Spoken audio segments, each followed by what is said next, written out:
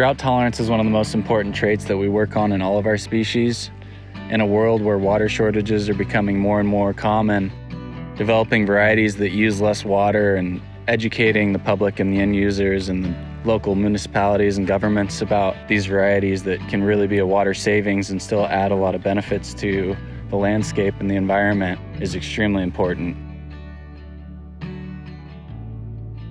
Our screening method, as you can see in some of these pictures, we like to get single plants into space plant nurseries so that we can select individuals with high drought tolerance, because in all of our open pollinated species, we have to shift the entire population to become more drought tolerant. And so using this method, we're able to make advancements at a much quicker rate.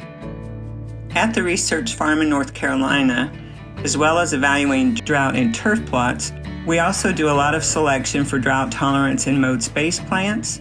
We have nurseries where we plant individual plants on poor soils, we mow them, and we don't put very many inputs on them, including water. So in the summers where we have drought, we're able to select the plants that survive under that high heat stress and drought stress at our research farm. Shown below is the infrastructure of the Rainout shelter at Pure Seed Testing in Oregon.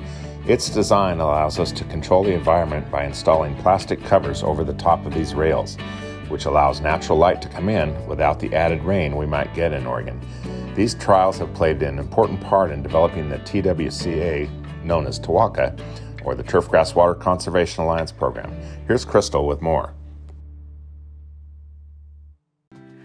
New Moon is in our official TWCA trial for low-maintenance Kentucky bluegrass. We've covered the shelter and it has had no irrigation and no rainfall now for over 6 weeks. So we can see differences out here for drought tolerance, but you'll also notice there's some differences because it's low maintenance in disease resistance. So again, stripe rust is causing problems for some varieties. Some of the darker green varieties in this plot have no susceptibility to stripe rust, and so they're maintaining better drought tolerance because they're able to say a higher % green cover, which is what we look at with digital image photography.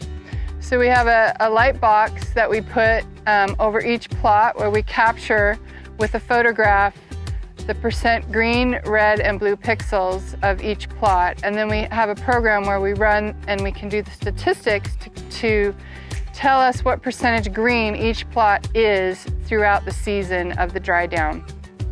We are getting nearer to the end of this trial for our dry down period, because we have some varieties that are below 10% green cover right now, and the top varieties are getting down into 60%. We will run this trial until they drop below 25% green cover and then analyze the data, which will then be given to the TWCA research committee to analyze and decide which varieties will make qualification for drought tolerance out of this bluegrass trial.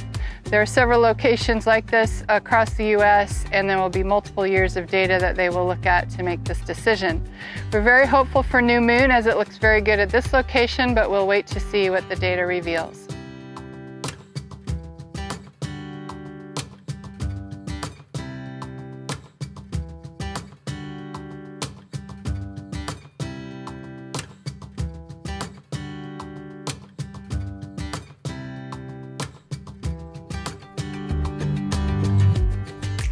I'm Melody Fraser.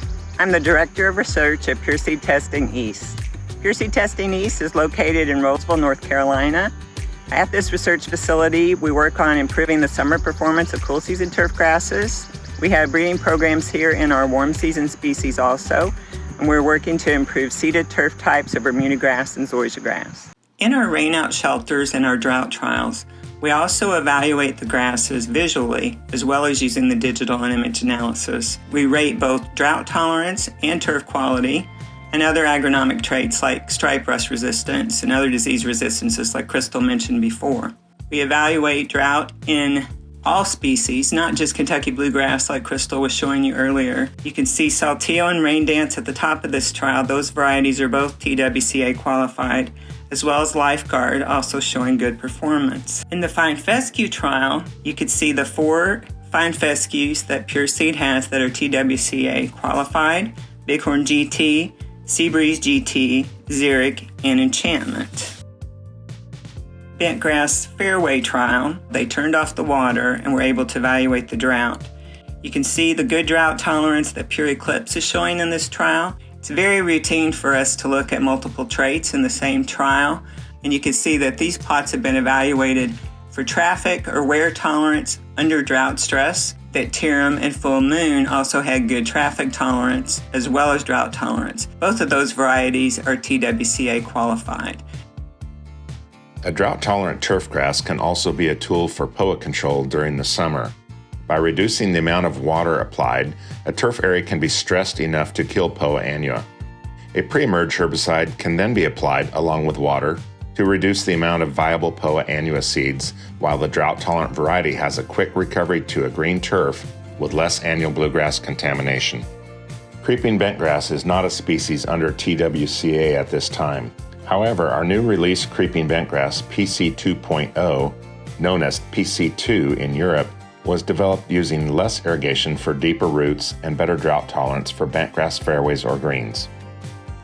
Pure Dynasty seeded paspalum has proven successful for projects in some of the hottest and driest regions of the world. The Middle East is a particularly challenging environment where Pure Dynasty withstands the harshest conditions at 7 golf courses and 2 soccer stadiums. With the rising cost of water combined with limited availability, it is even more valuable to have drought-tolerant grasses for today's turf managers. Pure Seed has an extensive list of TWCA qualified products to meet these needs. Join Pure Seed today and do your part in water conservation.